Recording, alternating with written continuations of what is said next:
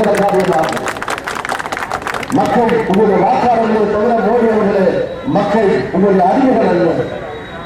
மோடி அவர்கள் தேர்ந்தெடுக்கப்பட்ட பிரதமரை தவிர இந்த நாட்டினுடைய ஜனாதிபதியோ இந்த நாட்டினுடைய ராணுவ தலைவரோ அல்ல. சர்வாதிகார ஆட்சி நடக்கவில்லை. ராத்திரி 12 மணிக்கு மோடி இன்னும் போனா பேங்க்ல ரிசர்வ் பேங்க் கவர்னர் தான் அறிவிக்கணும். மோடிக்கு அரசியல் சட்டத்தில் எந்த அதிகாரத்தில் மோடி அறிவிக்க முடியும்? கேபினட் அமைச்சரவையில் இருக்கும்.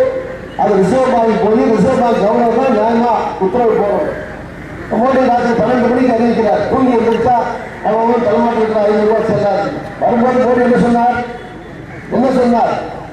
2 லட்சம் கோடி சுவிஸ் பேங்க்ல இருக்கு.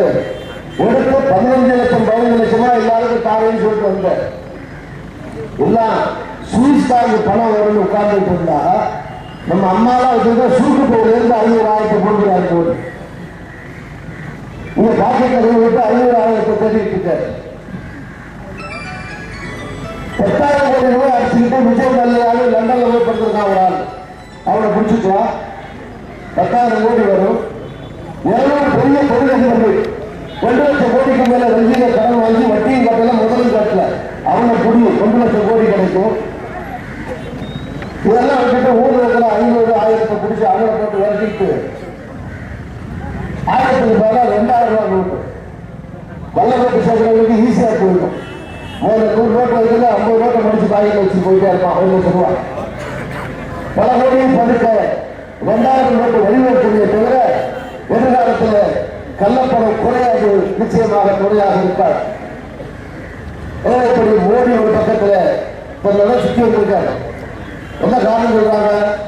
ஃபாரின் டைரக்ட் இன்வெஸ்ட்மெண்ட் ஒரு சொல்லக்கூடிய அந்நிய நாட்டுடைய முதலீடு வரும். அதுக்காக தான் போராடுறாங்க. இப்போ 60 தடவை போயாச்சு. 2 வருஷம் ஆச்சு. தமிழ்நாட்டுக்கு 100 ரூபாய் முதலீடு இருக்கிறதா? 100 கோடி ரூபாய்க்கு மோடியுடைய 2 ஆண்டு சுற்றுப்பயணத்தாலே 60 தலைவர் வெளிநாடுகளில் மோடி சுற்றிய காரணத்தினாலே எந்த வெளிநாட்டில் இருந்து ஒரு 1000 கோடி ரூபாய்க்கான முதலீடு தமிழ்நாட்டில் வந்திருக்கிறது. இங்கிருக்கிற தொழிலெல்லாம் வேறு மாநிலத்துக்கு போகிறது.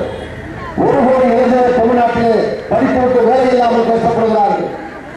அதை சர்வீஸ் கமிஷன்ல ஒரு 5000 பேர் தேர்ந்தெடுக்கணும் பரீட்சை நடத்தி. அதுக்கு 50 லட்சம் பேர் பரீட்சை எழுதலாம்.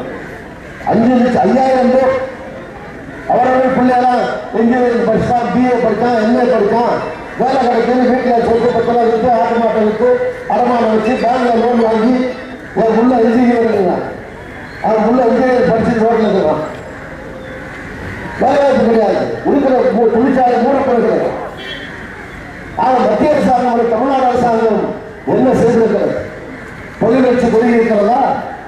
தமிழ்நாடு 1வது 2வது இடத்தில் இருந்து 48வது இடத்துக்கு தமிழ்நாடு பின்னாலே தள்ளப்பட்டிருக்கிறது. தொழில் வளர்ச்சியில் மின்சார உற்பத்தி இல்லை, வேலை வாய்ப்பு இல்லை.